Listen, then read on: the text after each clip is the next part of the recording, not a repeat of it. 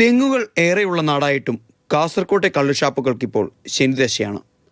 ഒന്നെങ്കിൽ ആവശ്യത്തിന് കള്ളുൽപാദനം നടക്കാത്ത പ്രതിസന്ധി, അതല്ലെങ്കിൽ ചെത്തിയെടുത്ത കള്ള് വിറ്റുപോവാത്ത ദുരവസ്ഥ.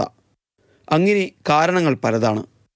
കാസർഗോഡ് റേഞ്ചിൽ മാത്രം ഒരു വർഷത്തിനിടെ പൂട്ടിപ്പോയത് 10 ഷാപ്പുകളാണ്. കള്ള് വ്യവസായത്തെ സംബന്ധിച്ചിടത്തോളം ഈ രംഗത്തേക്ക് പുതിയ ചെത്തൊഴിലാളികൾ വരുന്നില്ല എന്ന് വരുന്നില്ല എന്നുള്ളൊരു പ്രശ്നം ഉണ്ടായിരുന്നു. പക്ഷേ ഇപ്പോൾ നിലവിലുള്ള തൊഴിലാളിക്ക് പോലും കൂടെ തൊഴിൽ ലഭിക്കാത്തൊരു സാഹചര്യമാണുള്ളത്. ബാറുകളുടെ എണ്ണം കുറയ്ക്കണം, ബീവറേജുകളുടെ എണ്ണം കുറയ്ക്കണം, കൂടുതലായിട്ട് കൊടുക്കാൻ വേണ്ടിയുള്ള തീരുമാനം അത് അവസാനിപ്പിക്കണം. കള്ള് വ്യവസായത്തെ സംരക്ഷിക്കാൻ വേണ്ടിയിട്ട് ചെത്തൊഴിലാളികളെ കൊണ്ടാണ് ഈ ഗവൺമെൻറ് ഈ പാർട്ടിയും പ്രസ്താവനയും ഒക്കെ വളർന്നത്.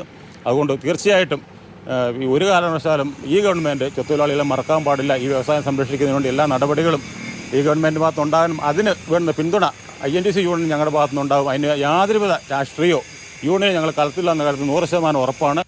അതിർത്തി ജില്ലയായതിനാൽ തന്നെ കർണാടകയിൽ നിന്നും അനധികൃത മദ്യം ജില്ലയിലേക്ക് ഒഴുകുകയാണ്. പൊതു ഇടങ്ങളിൽ പോലും പരസ്യ മദ്യവിൽപ്പന സുലഭം. ഈ വ്യവസായം പരിപൂർണമായ രീതിയിൽ തകർച്ചയിലേക്ക് പോയിക്കൊണ്ടിരിക്കുകയാണ്. അതിനുള്ള മെയിൻ കാരണം കാസർഗോഡ് ജില്ലയെ പുറത്തുള്ളവർ അടുത്ത് കർണാടകയാണ്. അവിടെ നല്ല രീതിയിലുള്ള അനധികൃത മദ്യം വന്ന് തുച്ഛമായ വിലയ്ക്ക് ഇവിടെ വിൽപ്പന നടത്തുന്നുണ്ട്. ഇതിനെ പ്രതിരോധിക്കാൻ നമ്മുടെ അധികാരപ്പെട്ട എക്സൈസ് ഉദ്യോഗസ്ഥന്മാർ ഒരു കാര്യങ്ങളും ചെയ്യുന്നില്ല എന്നുള്ളതാണ് യാഥാർത്ഥ്യം. കാരണം അവരിൽ നിന്ന് പൈസ വാങ്ങി അവർക്ക് സപ്പോർട്ടാണ് ചെയ്യുന്നത്. എല്ലാവരും ഞാൻ ആക്ഷേപിക്കുന്നില്ല, ഭൂരിഭാഗം ഉദ്യോഗസ്ഥന്മാരും ഇതാണ് ചെയ്യുന്നത്. കാരണം നമ്മുടെ കൺമുമ്പിൽ പലതവണ കണ്ട കാര്യങ്ങളാണിത്.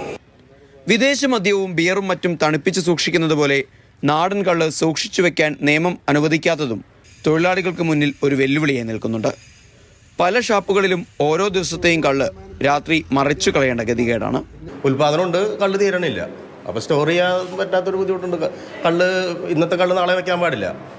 ആ കള്ള് കമത്തി കളയണം. മുതലാളി ഞങ്ങൾക്ക് കാശും തരണം.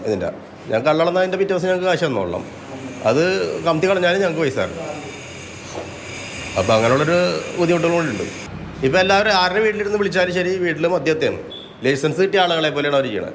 ഒരാൾ രണ്ടാളൊന്നല്ല, ഈ നാട്ടിൽ മുഖ്യ ആളുകൾക്ക് തന്നെ പണി. വ്യാജമദ്യം പിടിക്കാനിറങ്ങുന്ന എക്സൈസ് ഉദ്യോഗസ്ഥർക്ക് മെച്ചപ്പെട്ട വാഹന സൗകര്യമെങ്കിലും ഒരുക്കി കൊടുക്കണമെന്നാണ് ഈ തൊഴിലാളികളുടെ പക്ഷം.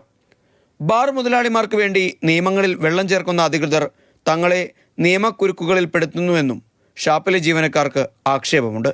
ചെത്തുതൊഴിലാളികൾക്കും ഷാപ്പിലെ തൊഴിലാളികൾക്കും പരിരക്ഷ ഉറപ്പാക്കുന്നതിനോടൊപ്പം തന്നെ അതിർത്തിയിലൂടെ സംസ്ഥാനത്തേക്ക് ഒഴുകുന്ന അനധികൃത മദ്യത്തിന് കൂടി വിലങ്ങുതടിയുണ്ടാവണമെന്നാണ് ഈ തൊഴിലാളികൾ ആവശ്യപ്പെടുന്നത്. കാസർഗോഡ് നിന്നും സാരംഗ് സുരേഷ്, മാതൃഭൂമി ന്യൂസ്.